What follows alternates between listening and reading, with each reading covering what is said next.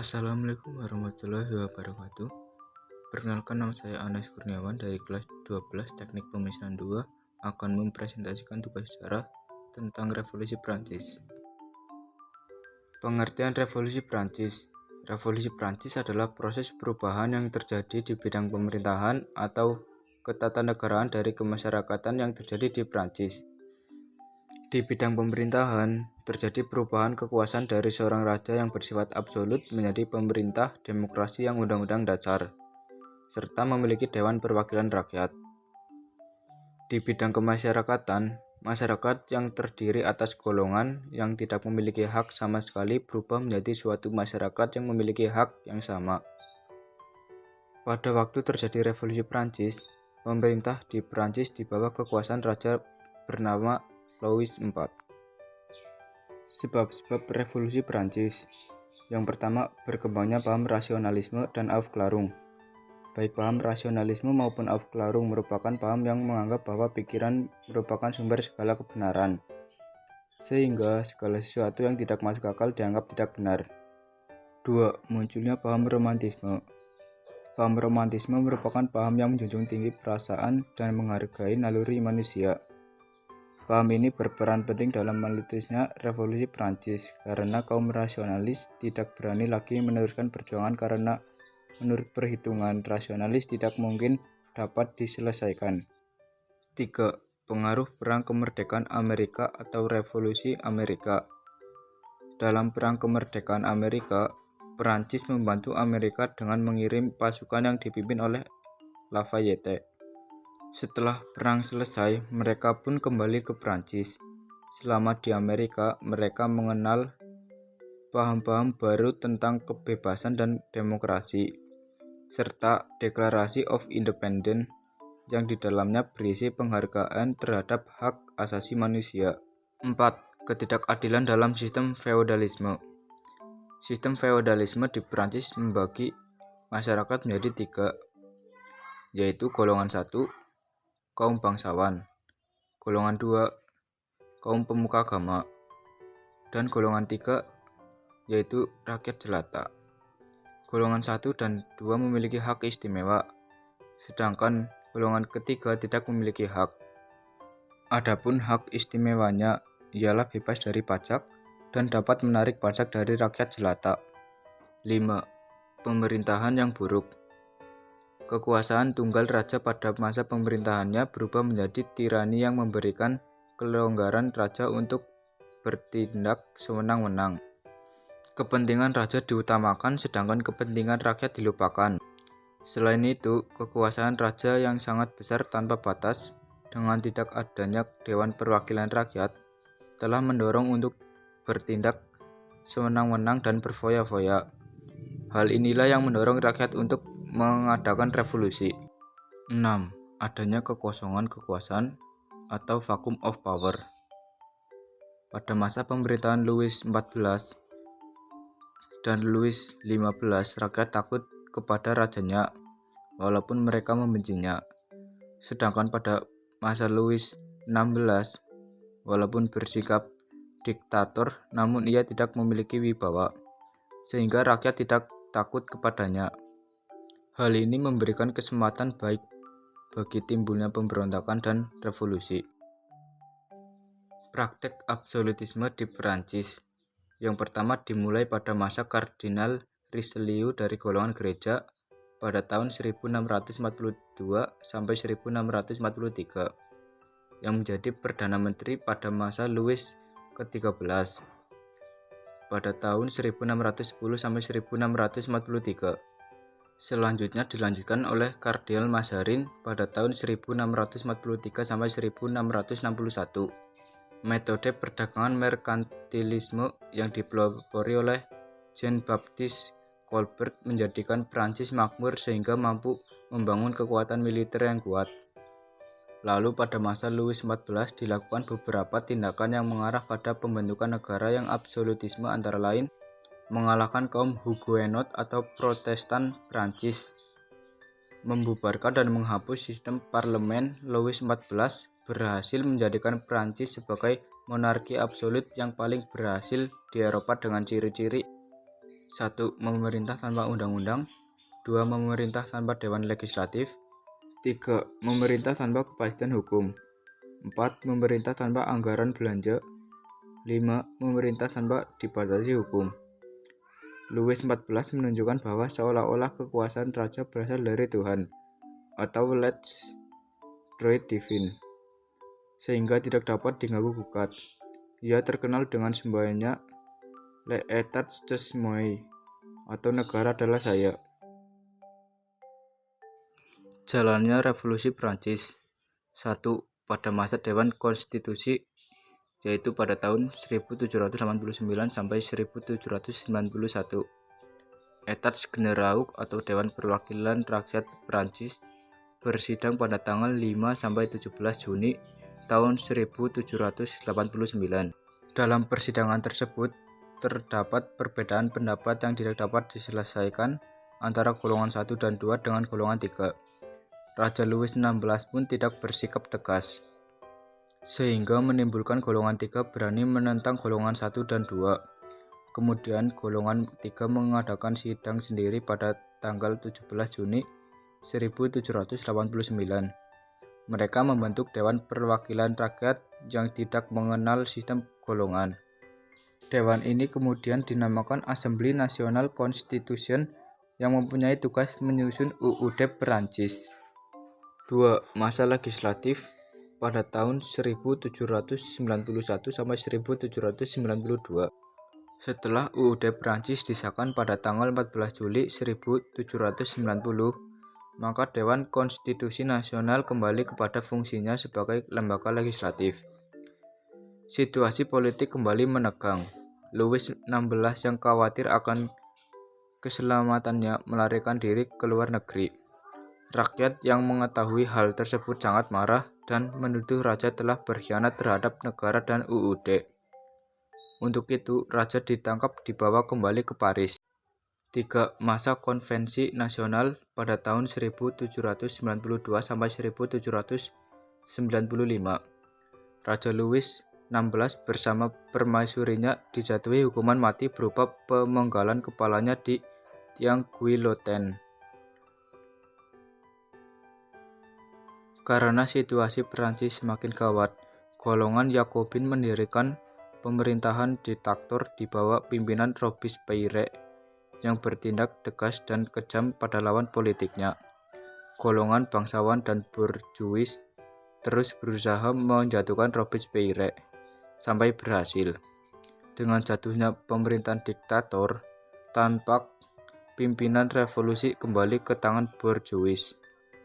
4. Masa Directoire pada tahun 1795 sampai 1799. Untuk mengatasi kalutnya keadaan, kemudian kaum borjuis membentuk Dewan Pimpinan Pusat Bidang Eksekutif yang terdiri dari 5 orang direktur, yaitu Barras, Moulin, Gohir, Roger Dukas, dan Sieyès.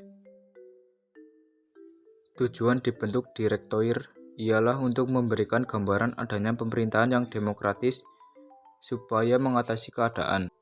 Masa konsulat pada tahun 1799 sampai 1804. Karena pemerintahan Directoire tidak efektif lagi, maka Napoleon Bonaparte mengambil alih kekuasaan. Setelah Directoire dibubarkan, Napoleon Bonaparte membentuk pemerintahan konsulat yang terdiri dari 3 konsul, yaitu Napoleon, Sieyès, dan Roger. Napoleon adalah seorang jenderal muda yang cakap, memiliki cita-cita ambisi yang besar. Ia tampil mengesankan dan mendapat dukungan dari berbagai pihak. Dampak revolusi Prancis bagi dunia. Yang pertama, penghapusan feodalisme. Dihapuskannya feodalisme menyebabkan tidak ada lagi golongan-golongan masyarakat dengan hak dan kewajiban yang berbeda. Yang kedua, berkembangnya ide supremasi hukum. UUD merupakan kekuasaan tertinggi. Pada masa pemerintahan Raja Louis XVI dan pemerintahan sebelumnya, hukum di Perancis tidak diberlakukan sama pada setiap orang dari tiap daerah. Hal ini karena adanya hak-hak istimewa dari tradisi yang berbeda pada setiap daerah. Sejak masa pemerintahan Napoleon, hukum diseragamkan. kepada setiap orang dan setiap daerah. Untuk itu Napoleon menyusun kitab UUD yang disebut Kode Kievil, yang kemudian disempurnakan menjadi Kode Napoleon. Ketiga, munculnya ide pemerintahan republik. Pemerintahan kerajaan dianggap kurang tepat karena pergantian kekuasaan secara turun-temurun tidak menjamin kualitas seorang kepala negara. Oleh karena itu, perlu dibentuk pemerintahan republik dengan kepala negara dipilih langsung oleh rakyat. 4. Berkembangnya paham demokrasi. Paham demokrasi muncul sebagai dampak dari pengakuan terhadap hak-hak manusia, terutama kebebasan dan persamaan hak antar manusia. Kelima, menyebarnya paham liberalisme. Ketika Napoleon berkuasa, ia menjadi penyebar terbesar paham liberalisme. Dengan tentara yang kuat, ia berhasil menaklukkan hampir seluruh Eropa dan wilayah lain di luar Eropa. Di setiap wilayah yang didudukinya, Napoleon senantiasa mendirikan pemerintahan yang liberal. Sesudah Napoleon jatuh, ide liberalisme itu tetap hidup di negara-negara tersebut. Walaupun raja-raja Eropa melalui Kongres Wina tahun 1815 berusaha menghilangkannya. Keenam, meluasnya paham nasionalisme. Liberty, equality, fraternity ialah semboyan revolusi Prancis yang artinya kebebasan, persamaan, dan persaudaraan. Semboyan ini menggambarkan semangat nasionalisme rakyat Prancis untuk bersatu. Ketujuh, timbulnya ide tentang ide revolusioner. Keberhasilan revolusi Prancis dalam menumbangkan kekuasaan raja yang sewenang-wenang telah meyakinkan rakyat apabila terjadi ketidakadilan rakyat, sewaktu-waktu dapat beraksi secara revolusioner. Dampak revolusi Prancis bagi Indonesia. Yang pertama, munculnya paham nasionalisme. Paham nasionalisme berasal dari Eropa Barat, kemudian menyebar ke seluruh Eropa pada abad ke-19 dan 20. Paham tersebut menyebar ke berbagai penjuru dunia. Bahkan paham nasionalisme merupakan paham yang penting dalam mendasari pergerakan nasional di berbagai negara Asia dan Afrika. Berbagai revolusi yang terjadi di Eropa, khususnya revolusi Prancis, telah mengilhami perjuangan bangsa-bangsa terjajah di Asia Afrika, termasuk Indonesia. Nasionalisme di Asia Afrika, termasuk Indonesia, disebabkan oleh penindasan yang dilakukan oleh negara imperialisme Barat. Kedua, munculnya paham demokrasi, yaitu pembentukan Volksraad dan tuntutan Indonesia berparlemen. Tokoh-tokoh revolusi Prancis, yaitu ada Louis XVII, Voltaire, Louis XVI, Marie Antoinette, Napoleon Bonaparte, Montesquieu, Louis XIV, dan John Locke. Berikut ini adalah video masa revolusi Prancis.